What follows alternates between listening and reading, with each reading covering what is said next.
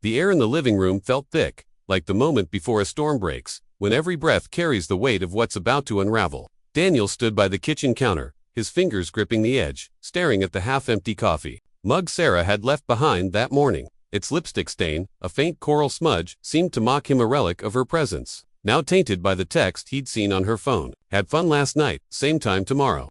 The words, glowing on the screen, had burned into his mind, each syllable a shard of glass in his chest. He hadn't meant to snoop. Her phone had buzzed while she was in the shower, and curiosity had pulled him toward the truth he wasn't ready to face. Daniel's heart thudded as he replayed the moment he'd confronted her an hour ago. Sarah had walked in, her hair still damp, her face flushed from the heat of the shower. She'd frozen when she saw him holding her phone, his knuckles white. "What's this, Sarah?" he'd asked, his voice low, trembling with a mix of dread and disbelief. She'd rolled her eyes, a gesture so casual it felt like a slap. "So what if I hung out with him? You were working late anyway," she'd said, tossing her towel onto the couch as if the conversation was trivial, as if his world wasn't collapsing. The memory of her words churned in his gut. For 9 years, Daniel had poured himself into their marriage, late nights at the office to secure a promotion, small gestures like leaving notes on the fridge, planning weekends to rekindle the spark they'd had when they were 22 and reckless. He thought they were a team, weathering life's storms together. But now, her indifference cut deeper than any confession could. Who was him? Why hadn't she mentioned anything? The questions gnawed at him, each one a fresh wound. Daniel sank into the armchair, the one they'd picked out together at a flea market years ago, its faded upholstery a map of their shared history. He could still picture Sarah laughing as they haggled with the vendor, her eyes bright with mischief. Now, those same eyes had dismissed him, as if his pain was an inconvenience.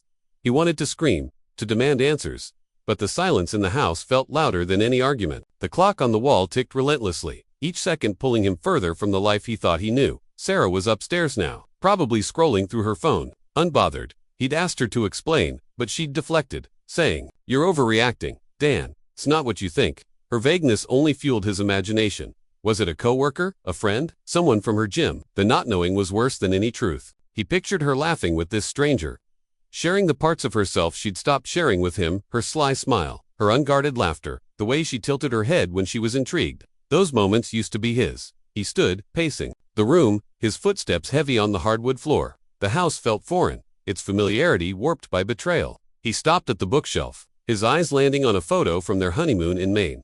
Sarah's arms were wrapped around his waist, the ocean stretching endlessly behind them. He'd felt invincible then, certain their love could withstand anything. Now, the photo felt like a lie, a snapshot of a promise she'd broken. The sound of her footsteps on the stairs jolted him. She appeared in the doorway, wearing an oversized sweatshirt, his sweatshirt, her expression a mix of defiance and exhaustion. "Are we doing this now?" she asked, crossing her arms. Her tone carried an edge, like she was the one wronged.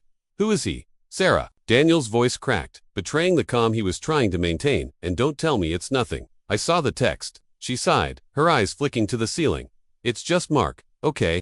From book club. We grabbed drinks after the meeting. You were at the office." As usual, the mention of Mark, a name he vaguely recalled from her stories about book club, hit like a punch. Mark, the guy who always had a witty comment, who Sarah said got her sense of humor. Daniel had never met him, but he'd trusted her when she said it was just a group thing, just friends discussing novels over coffee. Now, the image of them alone, clinking glasses in some dimly lit bar, twisted in his mind. "Why didn't you tell me?" he asked, his voice quieter now, laced with hurt. "Why hide it?" "I didn't hide it," she snapped, but her eyes darted away, betraying her. "You're never around, Dan. You're always working, always too tired to talk. Mark listens. He's there." Her words landed like a blade. Daniel felt the air leave his lungs, the weight of her accusation pressing against his ribs. "So this is my fault," he said, his voice rising. "I'm killing myself to provide for us, and you're out with some guy because I'm not there enough." Sarah's face softened for a moment, but then her jaw tightened. "You don't get it. It's not about him, it's about us, or what's left of us." The room spun. Daniel gripped the back of the couch, his mind racing. Was she blaming him for her betrayal? He thought of the late nights he'd spent at the office, not because he wanted to, but because they'd dreamed of buying a house, starting a family. He'd sacrificed time with her for their future, and now she was rewriting it as neglect. "Sarah," he said, his voice barely above a whisper, "are you in love with him?" Her silence was deafening. She looked at the floor, her fingers twisting the hem of her sweatshirt. When she finally spoke, her voice was small, almost fragile. "I don't know." The confession shattered something inside him, not a clear yes or no, but an ambiguity that hurt worse. He wanted to grab her, shake her, make her take it back. Instead, he stood frozen, the man he'd been an hour ago, a day ago's, lipping away. I need to know, he said, his voice raw. I deserve to know. She met his eyes then, and for the first time that night, he saw a flicker of guilt. It wasn't supposed to happen, she said. It was just drinks, then talks, then, I don't know, Dan. I got lost in it. He made me feel seen. Seen. The word exploded from him. I've spent years trying to make you happy, Sarah. Every day I've tried, and you throw it away for some guy who listens to you talk about books. It's not that simple, she said, tears welling in her eyes. You stopped noticing me. You stopped asking about my day, my dreams. I felt like a ghost in this house. Her tears should have softened him, but they only deepened his pain. He wanted to believe her, to see her as the woman he'd loved, but all he could see was the text, her eye roll, the casual way she'd dismissed his world falling apart. So you cheated, he said flatly, the word heavy between them. She flinched. It wasn't. We didn't single quotes, T. She stopped, her hands covering her face. It was emotional, not physical.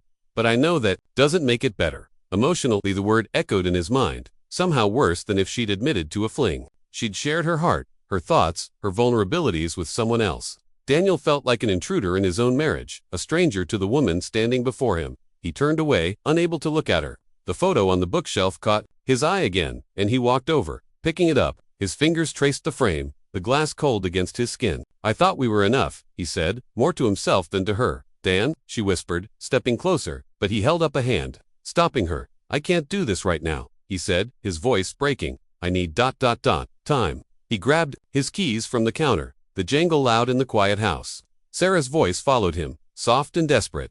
Where are you going? He didn't answer. The door closed behind him, the sound final, like the end of something he couldn't name. Outside, the night was cold, the stars indifferent. He climbed into his car, his hands shaking as he gripped the wheel. The road stretched before him, empty and endless, leading nowhere that felt like home. As he drove, the weight of her betrayal pressed against his chest, but so did her words. You stopped noticing me. He wondered if there was truth in them, if he'd failed her in ways he hadn't seen.